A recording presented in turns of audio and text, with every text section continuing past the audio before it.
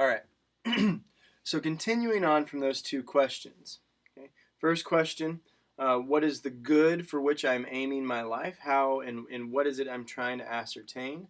And two, what is my unique function? What is my um, unique ability? Excuse me. As human beings. Okay. Now this is something that I think is really interesting. And in live versions of this class, we can have a pretty robust conversation about this. But think about it for a minute, okay? And we can start just very kind of basically. Why are you taking this course? Why are you taking this course? I think a very easy example, or a very easy answer rather, and I don't feel like I'm going to be off base here, right? You're taking this class to get credit. Okay? That credit is going to go to a long list of credits that are going to try to allow you to, receive a degree.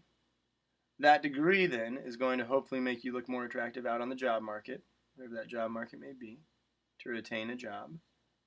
That job is going to provide you income for you to be able to, live a lifestyle that you deem worthy. And then living that lifestyle that you deem worthy, right? What's the purpose of that? Okay. So when we start to think about things in terms of goals and functions, what's interesting here is we're very, very what's called means-ends oriented. Meaning that this thing is going to lead me to this thing, and this thing is going to lead me to that thing, and then that thing is going to lead me to a further thing. Well, what is that final end? Is there a final end, a final goal by which we are all striving towards? Because it's not enough to say, under Aristotelian terms, well, I just want to get a good job. That's all I need. Because it even seems, and I think we know this, that even a good job, although it's going to provide you a lot of stability and perhaps living a lifestyle that you deem worthy, it still might not be enough. Right? So what is that thing that's outside of ourselves, this goal that we're all trying to ascertain?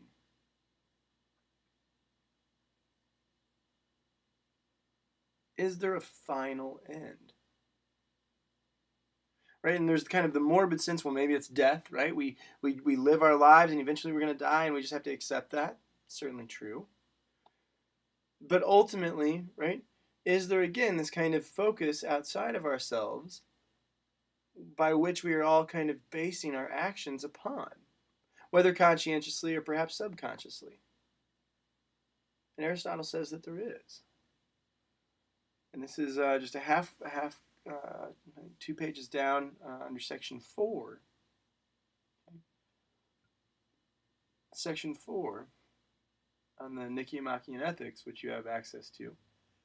Aristotle writes, "Let us resume our inquiry and state, in view of the fact that all knowledge and every pursuit aims at some good." Again, this focus on teleology, right? We're aiming towards something, a goal. What is it that we say political science aims at, and what is the highest of all goods achievable by action? Verbally, there is general agreement. For both the general run of men and people of superior refinement say that it is happiness. Say that it is happiness. And identify living well and doing well with being happy. But with regard to what happiness is, they differ, and many do not give the same account as the wise. So his answer here, right, welcome to philosophy, is happiness. It's not some sort of archaic sitting down and contemplative life that will play a role, but this idea that happiness. He says verbally there is general agreement for both the general run of men, which is it's a little elitist. That's kind of like an elitist statement there. The general run of men and people of superior refinement, right? Those of higher class. And Aristotle was a rich white man in Greece, so he was a man of superior refinement, and he often gets critiqued and attacked for being an elitist, which those attacks are warranted. But nevertheless, he says, verbally there is general agreement for both the general run of men and people of superior refinement say that it is happiness, and identify living well and doing well with being happy. That's it. Happiness. Right? How intuitive is this? I think it's so fascinating that when we think about why it is and what it is we're doing, often we choose it for happiness. Right? That taking this class is probably not the most enjoyable. I get it. My feelings aren't hurt. I have a thick skin. Right? That you are taking this class for a means towards some end. And then ultimately from that, you get credit, which is again means towards an end, getting the degree.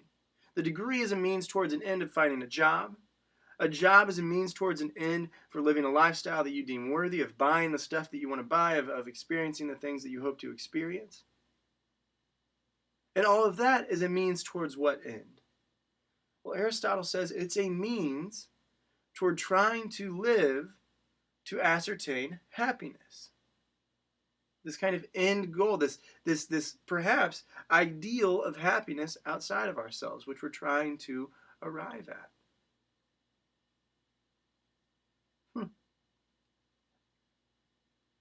Is he right? And again, happiness needs to be defined, and he'll define it in just a little bit. And I mean, he says even here, say that it is happiness and identify living well and doing well with being happy. So we have to understand what living well and doing well mean in Aristotelian terms. Okay. All right. So we have this end goal of happiness for Aristotle.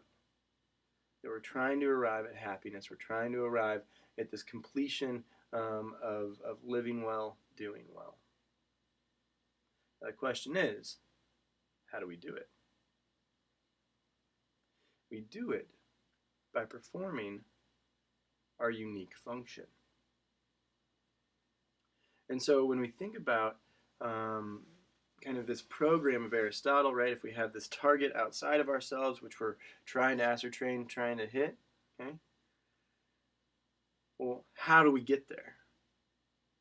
For Aristotle, we live and we live our unique function.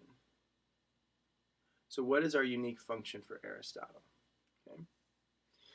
And ultimately, he will describe this a little bit further on in his Nicomachean Ethics here. Okay. Blah, blah, blah, blah, blah.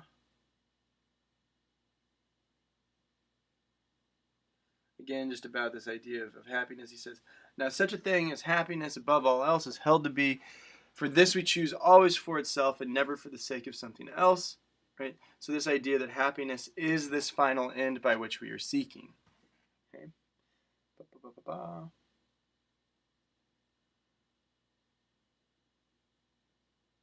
right. Now,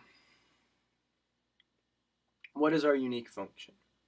But again, Aristotle was very interested in going out and living and observing the natural world, of seeing that, squirrels perform a particular way, that ants perform a particular way, that plants grow in a particular fashion, all seem to be unique for their own sake, for their own organism life. Okay? So what is unique to us? What is it that sets us apart from everything else? Aristotle asked. Okay?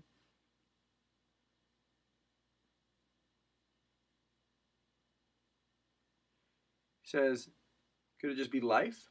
Just living? Right?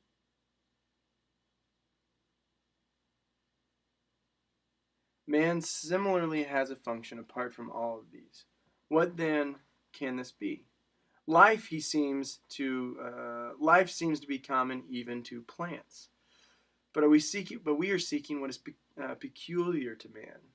Let exclude therefore the life of nutrition and growth. Okay, that we share that, right, we share that with the animals and plants. Share it with this big dog down here. Where is he? He's right there. That's Frank. That's his tail. He's sleeping. He's very tired. He's had a very busy day, right? Let us exclude, therefore, the life of just mere nutrition and growth. Next, there would be a life of perception, but that also seems to be common to even the horse, the ox, and every animal. There remains, then, an active life of an element, and this is the key for Aristotle. This is the focus of what is our unique function here. Okay. Next would be the life of perception, but also that seems to be common with the horse, the ox, and every animal. There remains then an active life of the element that has a rational principle. A rational principle. Of this, one part has such a principle in the sense of being obedient to one, another sense possessing and exercising thought, blah, blah, blah, blah. Okay? The function of man is an activity of the soul which follows or implies a rational principle, insofar as ultimately exercising this rational principle is our function. And I paraphrased a little bit of that finish there. Okay? So, ultimately, what sets us apart from animals, what sets us apart from everything else for Aristotelian, for Aristotle's terms here, is our ability to reason. Our ability to think through things on a very abstract level. Right? To consider, to weigh in a variety of choices, a variety of decisions, and ultimately, hopefully make the right one. And this seems to be, again, different than every other animal. Now, it's not to say that Frank, down here, a dog, he reasons, right? He can figure out things. He can figure out where food is. He can figure out how to open a door, right? That he does have mental faculties and mental capabilities of like reasoning through things. But on a very abstract level, it seems that humans perhaps, right, are very, very good at reasoning. Especially, and this is very particular for Aristotle, but especially if we can habituate it, if we can practice it, routinely practice our ability to reason. Okay? And so thinking about things, and I give this example in class, and I think it's really helpful. Okay, so let's say we're sitting in a classroom, and ultimately a giant lion, a male lion, is in the classroom. Okay? Surely I will die.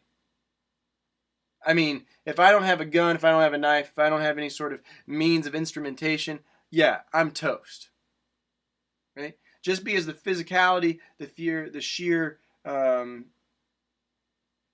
strength of the animal, right? I can't match that. Okay? So I'm toast in that regards. Now,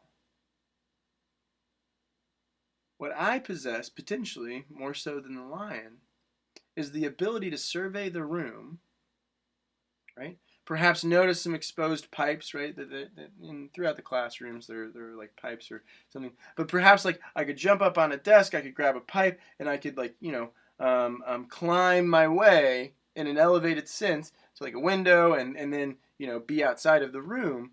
All of which the tiger's not, or the lion rather, is not going to be able to conceptualize, right? So this idea that in situations that where my brute strength, my actual physical capabilities is going to be minimized and perhaps not, matched or overmatched rather, I still have mental potential that seems to exceed that of perhaps, as Aristotle would call them, the brutes. So pausing here for a second. It's a pause, very dramatic pause. So we have this end goal of happiness. And how do we arrive at this end goal? Is we live a life which is unique to us, of our unique function, which is to reason.